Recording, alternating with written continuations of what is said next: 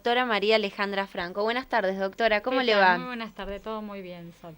Tema central y tema del día por todo lo que es jubilaciones y pensiones es la famosa reparación histórica, las últimas novedades y los conflictos también que se están relacionando a través de la reparación histórica. Exactamente, Sol. Bueno, nos encontramos con varias cuestiones. Hoy ya salió reglamentada la ley que va a empezar a regir a partir del 1 de septiembre, es decir, que quienes hayan creado la clave de la seguridad social o no lo hayan hecho, luego, digamos, a partir del 1 de septiembre, recién van a empezar a contactarse vía mail diciéndoles, digamos, si entrarían o no en este sistema de reparación integral. Bueno, las dudas vamos a hacerlo lo más práctico posible para que la gente pueda comprender esta situación, porque el tema es el siguiente, hay gente que dice, ¿cómo creo mi clave de la seguridad social? Bueno, deben entrar a la página de ANSES y ahí hay una opción que dice crear clave de la seguridad social. Pero bueno, no siempre, como lo he comentado anteriormente, suele ser fácil, porque hay veces que hay que contar con la historia laboral de la persona, es decir, la historia previsional, propiamente dicha, que hay que pedirla en ANSES, porque hay gente que dice, no, pero yo todos mis datos obviamente los sé, pero muchas veces preguntan este quit a qué empresa perteneció en tal periodo y no lo van a saber ni ellos ni nosotros. Por eso uno como profesional, si tiene que crear la clave de la seguridad, no solo debe contar con los datos personales y familiares de la persona, porque a veces preguntan si tienen relación con tal familiar, supongamos una concubina, un hijo, y nosotros como profesionales no tenemos ni idea. Por eso tenemos que contar con la pantalla de ADP, que significa la acreditación de datos personales, para poder responder a esta pregunta, porque si uno comete un error en alguna de las preguntas, te dan 3 posibilidades. A la tercera te bloquean la clave, tenés que ir en forma personal a hacer el trámite en ANSES, bueno, firmar formulario, una serie de documentación que te piden. Entonces hay que tratar de hacer lo mejor posible creando esta clave. Entonces hay gente que por ahí les resulta sencillo porque a veces le preguntan, ¿usted está relacionado con tal persona? Si era el cónyuge, pone que sí. ¿Usted trabajó como autónomo en tal periodo, supongamos en 1999, y uno sabe que nunca aportó como autónomo, pone que no? A veces resulta sencillo, pero la mayoría de las veces hay alguna trampita, que bueno, debería ser más sencillo, pero bueno, lo han creado así y a veces se les complica. Entonces, con respecto a esto, tienen dos opciones, o lo hacen en forma personal o pueden acudir al abogado previsionalista que les lleva el juicio a aquellos que tienen iniciado un juicio, o si no han iniciado juicio, consultar al abogado previsionalista o hacerlos ellos. Están esas dos opciones. Primer paso. Segundo paso, a partir del 1 de septiembre se van a saber todas las condiciones como para que después empiecen a ser citados, porque hay que anotarse, registrarse a partir del 1 de septiembre. Pero bueno, les pido que tengan calma porque realmente estas cuestiones previsionales siempre han sucedido. Recordarán el tema de, sobre todo, aquellos que se han jubilado por la nueva moratoria, la 26970, que al principio surgía en el 2014, cuando surgió todo este tema, que los abogados no podían acompañarlos, como que era un delito acompañarlos porque no debían ser representados, que iba a ser gratuito y los abogados no deberían intervenir, y hubo muchos abogados que intervinieron de una al principio y han pasado malos momentos porque recibían maltratos. Después todo se alivianó, cambió la situación. Bueno, ahora está pasando algo parecido. No solo en esto, porque digamos, están como diciendo ya.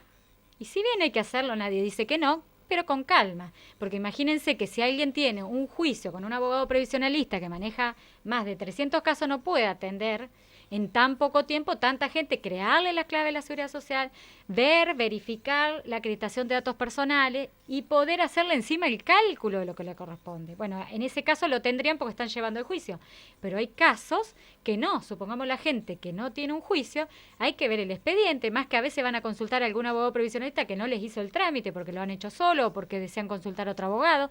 Entonces no es que uno tienen la entrevista y ese día se soluciona todo. No solo le lleva tiempo a la persona, sino también le lleva tiempo al profesional al que van a recurrir.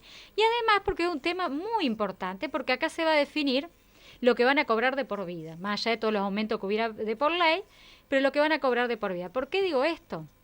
Porque hay gente que está en juicio y ya realmente estuvo, al obtener una sentencia favorable, no le falta quizás tanto. Y un ejemplo, hay gente que supongamos está cobrando 10.000 pesos y le va a corresponder 25.000 pesos de acuerdo al juicio. Y te llaman acá, digamos, cuando uno acredita toda la clave de seguridad social y te ofrecen, supongamos, de 7.000 pesos que venís cobrando, 12.000. Y si te corresponden 20.000 más todo el retroactivo y no falta mucho, no te conviene arreglar en ese caso. Además que el retroactivo se va a pagar en 12 cuotas trimestrales que te va a llevar como alrededor de 4 años, porque el 50% se paga al contado, pero el resto no. Entonces, eso lo tienen que consultar sí o sí con el abogado previsionalista que le está llevando el juicio, no con cualquiera. Porque en el medio de todo esto surgen, bueno, distintas opiniones de gente inescrupulosa, de gente que no tiene nada que ver con el ambiente previsional, y es más, hasta el sistema político que termina interviniendo, porque están interviniendo, lamentablemente, lo cual me parece muy decadente de parte del Estado, de la posición política del Estado, que ya nos pasó en su momento y ahora nos vuelve a pasar con otro gobierno que es totalmente opuesto, donde están interviniendo en el tema de los honorarios, que dicen que van a tener que el abogado solo va a cobrar 500 pesos de honorario y que si no aceptan eso, el abogado, digamos que se busquen a otro abogado. Desde ya les aviso que todos los abogados previsionalistas, porque participo de un chat previsional, además de tener otros compañeros previsionalistas, y nadie va a trabajar por 500 pesos que... Primero hay una ley de regulación de honorarios donde nadie se tiene que meter, solamente la justicia, y esa ley de regulación de honorarios establece una tabla, un ejemplo. Si el beneficio, en lo que se beneficia una persona son 50.000 pesos más o 10.000 pesos más, lo que fuere, hay una tabla que regula los honorarios. Y el IUS, que es la medida con la que se calcula nuestro honorario, hoy el mínimo es 1.300 y pico. La boleta de iniciación de juicio alrededor de 200 pesos. El estacionamiento está alrededor de 100 y pico para ir hacia el tribunal, que va a tener que ir varias veces. Después, tenemos gastos de estacionamiento, gastos de combustible. Ni siquiera alcanzan con 500 pesos a cubrirse los gastos. ¿Por qué aclaro este tema? Porque la gente no entiende si son 500 pesos para pagarle a la abogada que le hizo el juicio durante 5 años más, obviamente que ahí no rige para nada. Esto lo están diciendo en los casos de acuerdos judiciales que se van a hacer ante la justicia, homologados judicialmente por un juez, pero que tampoco 500 pesos no alcanzamos ni a pagar los gastos. Por esa plata nadie lo va a hacer. No solamente que no alcanzan, sino también que no coinciden con lo que dice la tabla de honorarios, que es lo que realmente... Entonces, se está violando la ley porque nosotros, a diferencia de otros, digamos, de oficios, de gente que desarrolla no una profesión, sino un oficio, un ejemplo, un plomero, un carpintero, un albañil, te dice esto sale 100.000, 50.000 o 5.000, si te gusta bien y si no, no te hacen el trabajo. Pero ahí no hay ninguna tabla para saber si lo que cobra el albañil, el plomero, el carpintero o el cerrajero sale eso o no. Pero nosotros sí tenemos una tabla, lo cual avala el derecho de la gente, porque yo no puedo salir a cobrar cualquier cosa. Y si lo hiciera, podría ser penada porque hay el Tribunal de Ética. El Tribunal de Ética, no es que uno cobra cualquier cosa. Entonces, tampoco es ni que alguien se vaya a abusar, pero si hay una tabla hay que respetarla, y además que esto termina siendo irrisorio. Y no es por casualidad. ¿Por qué creen que dicen esto? Esto se los digo para que uno pueda defenderse, porque hay gente que no entiende que estos 500 pesos de los que hablan ellos, dicen, si no, les ofrecemos nuestros abogados. Nuestros abogados que van a estar en un listado y que pertenecen al colegio de abogados, cualquier cosa. En realidad no sé de dónde elaborarán ese listado, de dónde obviamente será gente con matrícula, pero bueno, es como que se arma un negocio paralelo o una cuestión que no les corresponde meterse, porque si ellos están de parte del otro lado, porque ellos están ofreciendo tanta cantidad de dinero, donde se va a cerrar un caso para siempre, te vas a quedar con ese haber jubilatorio para siempre. Entonces, si te están diciendo, a vos te corresponde 7.000, y el abogado que te representa, que no debería pertenecer al Estado, te dice, a vos te corresponde 15.000, hay una diferencia. Entonces, después la gente decide si va a cerrar por 7.000, por 15.000, cada uno tendrá su motivo, pero nosotros no estamos para decir, bueno, agarra eso que te ofrecen. Tenemos que estudiar el caso, evaluarlo. Todo eso tiene un costo. El tema de los honorarios y los gastos son aparte. Entonces, esto de intrometerse y querer convencer a la gente que van a solucionar su problema, que encima van a quedar toda la vida en la misma situación, porque el Estado les dice no paguen más de esto, que la verdad que termina siendo muy... ya realmente... Sí, confuso y perjudicial. Para la gente, ¿no? Pero para nosotros, la verdad que es bastardearnos la profesión, como siempre lo han hecho, porque el derecho previsional, recordemos que no es un curro. El derecho previsional existe, hay leyes, hay circulares, hay normativa, yo tengo un título habilitado, uno pasa por por una facultad, luego tenemos que pagar matrículas, tenemos que pagar aporte, porque de cada caso, si uno lo hace o no, problema de uno, pero en realidad por cada caso que le cobramos a la gente, debemos pagar un 20% de honorario a la caja de jubilaciones y alrededor de un 5% o a veces más a la caja forense, que es nuestra obra social. Es decir, que de ahí encima tenemos que pagar. Entonces, si pasamos a la etapa judicial, que es donde se hace el acuerdo ante la justicia, nos van a regular un horario y encima tenemos que pagar. Es decir, que por 500 pesos no nos alcanza ni para pagar los gastos y encima tenemos que sacar plata de nuestro bolsillo para ir a pagar los aportes. Una cosa que la verdad que es más que claro para nosotros, que lo que quieren es justamente sacarnos una vez más del medio para que nos asesoremos, para que no cumplamos nuestra función, que es la de abogar por los derechos de la gente. En mi caso es el derecho previsional, en otro caso será otro ámbito.